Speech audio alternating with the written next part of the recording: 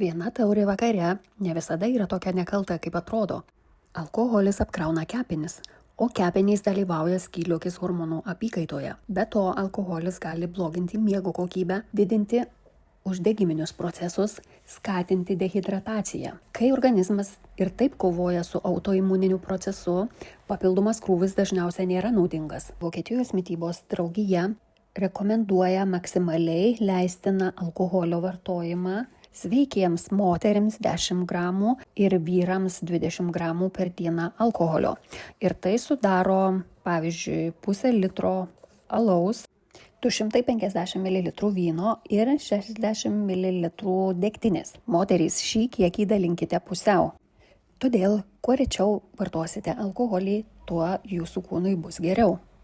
Išsaugokite šį video, nes apie alkoholio poveikį skydliaukei kalbama labai retai.